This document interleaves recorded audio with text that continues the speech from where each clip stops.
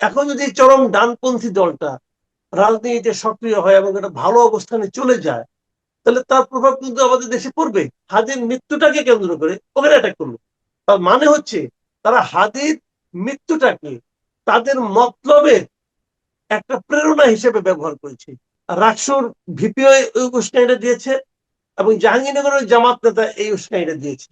তারা কিন্তু বলেছে, তারা স্পষ্ট বলেছে যে প্রথম আলো এবং ডেইলি স্টার অফিস থাকবে না। বুঝে না কিছু না, হুদাই মানে মানুষের পেছনে একটা দিয়া মানুষকে উস্কাই দেয়, দিয়ে নিয়ে বলে তোমরা নামো যুদ্ধ করো, তোমরা মরো তোমরা বড়, আমি তো দূরে আরামে আছি। আসসালামু আলাইকুম। কথার পিঠে কথা অনুষ্ঠানে আমন্ত্রণ জানাচ্ছি আপনাদেরকে। আমি মোস্তফা ফিরোজ, আমার ওই প্রান্তে যুক্ত আছেন সিনিয়র সাংবাদিক মাসুদ কামাল। হঠাৎ করেই রাজনীতির একটা মেরুকরণ, একটা অবনতিশীল পরিস্থিতি, হাদির মৃত্যু এবং প্রথম আলো ডেইলি স্টার পোড়ানোর ঘটনাকে কেন্দ্র করে রাজনীতির একটা পরিস্থিতি অবনতিশীল এবং একই সঙ্গে ভারতের সাথেও সম্পর্ক বলা যায় তলানিতে যে ঠেকছে। আপনি কেন, কি কারণে, কি মনে করছেন? দেখেন, এখন যতই দিন যাবে ততই যতই নির্বাচন ঘনিয়ে আসবে, ফেব্রুয়ারি ঘনিয়ে আসবে এবং কে ক্ষমতায় যাবে, কে ক্ষমতা দখল করতে পারবে, স্বাভাবিকভাবে দখল করতে পারবে অথবা অস্বাভাবিকভাবে দখল করার চেষ্টা করবে, এই দিনগুলো যতই ঘনিয়ে আসবে ততই কিন্তু কার মনে কি আছে সেগুলো প্রকাশিত হতে থাকবে। এখন সবার মনে তো আর নিয়মতান্ত্রিক ভাবে রাজনীতির ব্যাপারটা থাকে না। কাজে যখন নাকি অনিয়মতান্ত্রিক পদ্ধতির বিষয়গুলো তারা প্রকাশিত করতে থাকে, তখন আমরা নানা ধরনের জটিলতা, নানা ধরনের ঘটনা দেখতে পাই। এখন এখানে আপনি যে তিনটা পার্টির কথা বলেন অথবা চারটা পার্টির কথা বলেন, একটা হলো বিএনপি, আরেকটা হলো জামাতে ইসলাম, আরেকটা হলো সরকার, আরেকটা হলো ভারত। কারণ সবারই তো এই দেশটা নিয়ে, এই দেশের মানুষকে নিয়ে, এই ভূখণ্ড নিয়ে যার যার মতো কিন্তু পরিকল্পনা আছে।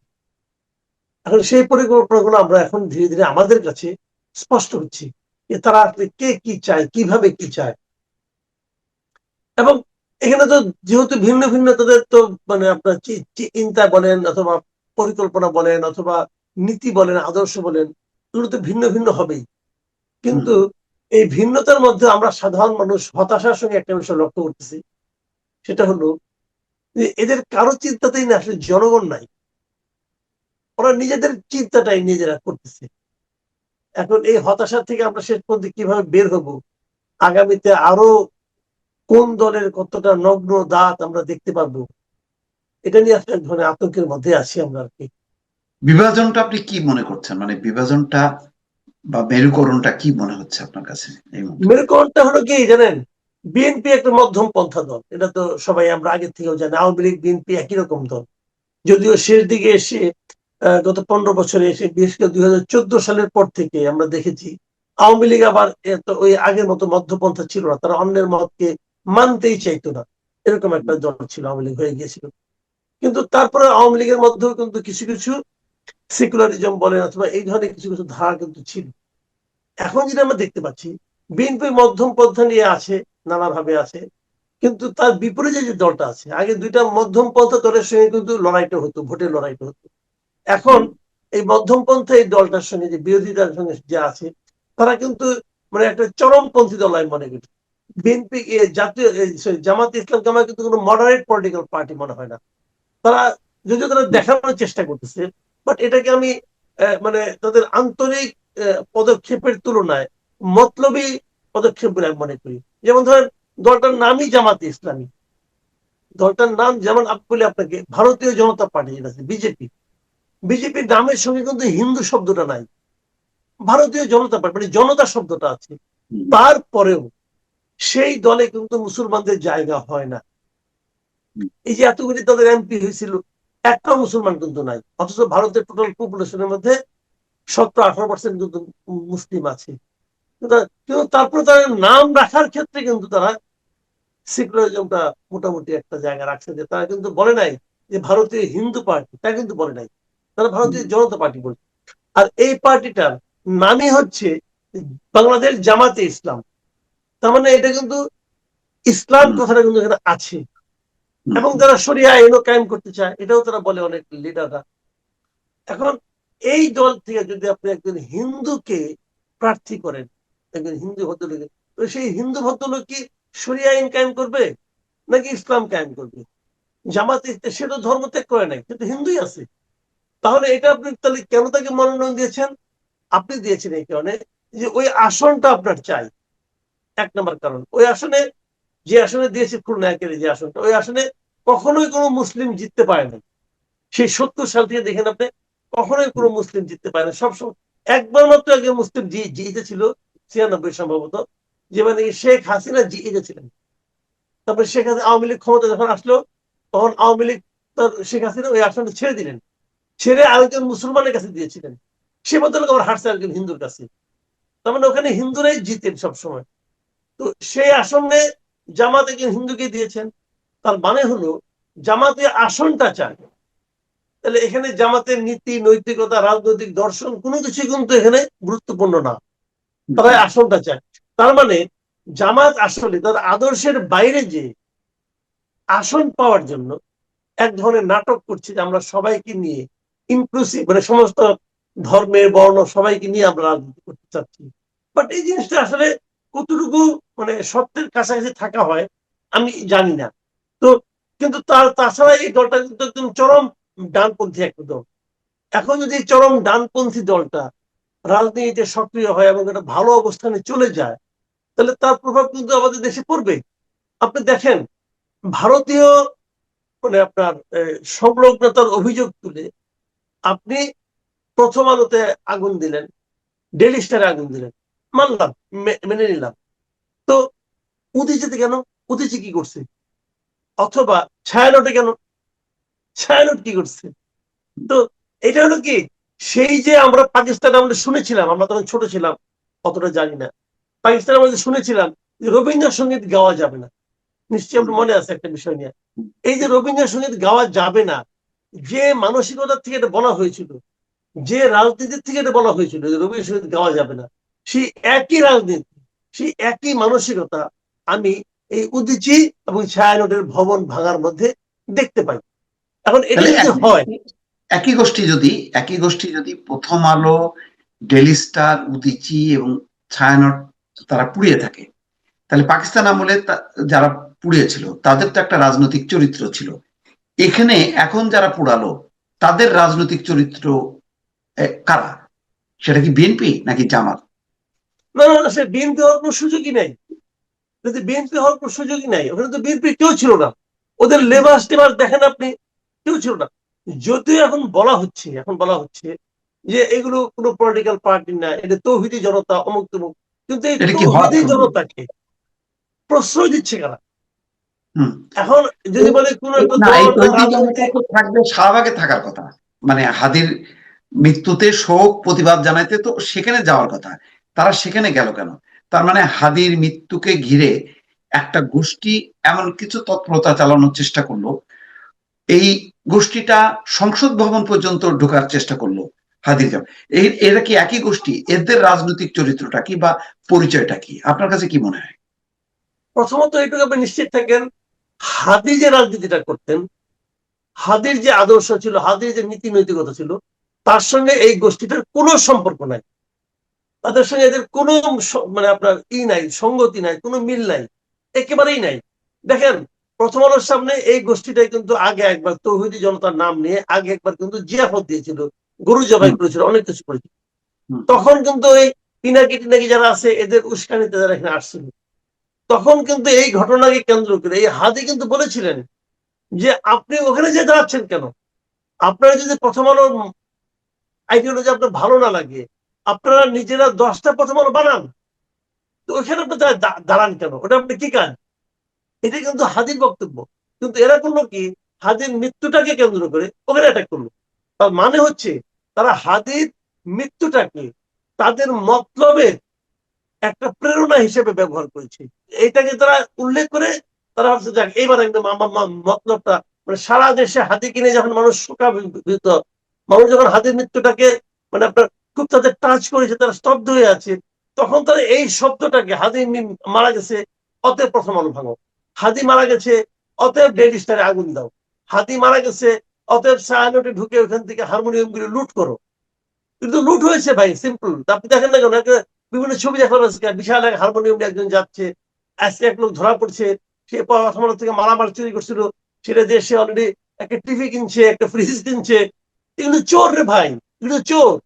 এবং এই চোরগুলিকে লেড়িয়ে দিয়েছে ওই লোকগুলো, যারা নাকি চোরের সর্দার। আমি বলবো রাজনীতির নামে তারা একটা সারা দেশে একটা এলোমেলো না, অবস্থা তৈরি করার তাহলে এই চেষ্টা যে করছে।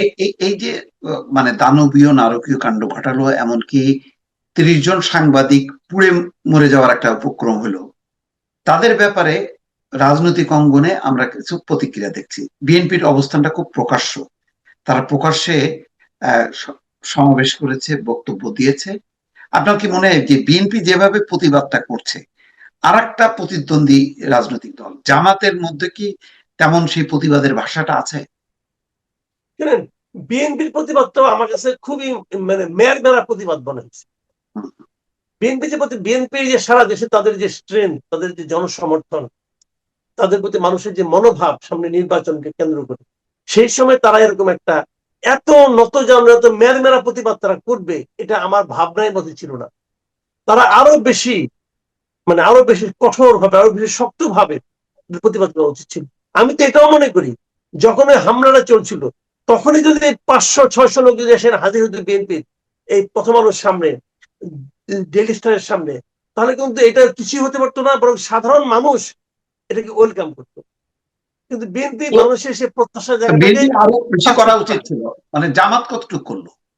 জামাতও তো একটা রাজনৈতিক জামাত দল। তো তাদের পলিটিক্সটা করতেছে, জামাত তো তাদের পলিটিক্সটা করতেছে। কিন্তু জামাত যাচ্ছে, দেখছে, বলছে, মন্তব্য করছে, অল্প অল্প করে করছে। কিন্তু জামাত আবার একটু বিব্রতকর অবস্থায় আছে। এই জন্য আছে যে প্রথম আলো এবং ডেইলি স্টার নিয়ে যেদিন এই ঘটনাগুলি ঘটেছে, যদি আপনি যদি খুব ঠান্ডা মাথায় চিন্তা করেন, তাহলে দেখবেন প্রথম উস্কানিটা যেভাবে আপনি ভাবছি যে আপনার বাইরের থেকে আসছে, ওই যে মানে ইলিয়াস ইলিয়াস এদের মাধ্যমে আসছে, ঠিক একইভাবে কিন্তু রাকসুর ভিপিও ওই উস্কানিটা দিয়েছে, এবং জাহাঙ্গীরনগরের জামাত নেতা এই উস্কানিটা দিয়েছে।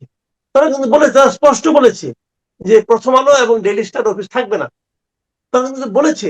এখন আমি যদি বলি যে তাদের উস্কানির কারণে এটা হয়েছে, তাহলে আপনি আমাকে মানে কিভাবে ই করবেন, আমাকে ইগনোর করবেন? তো কিন্তু শাহবাগের যে দেখেন, সমাবেশ থেকে দেখলাম যে এনসিপি নেতারা দৌড়ে গেল ডেইলি স্টারের দিকে। তো তার চেয়ে তো অনেক বেশি শক্তি ছিল ডাকসুর নেতাদেরকে, কর্মীদের শিবিরের। তো তারা দৌড়ায় গেল না কেন?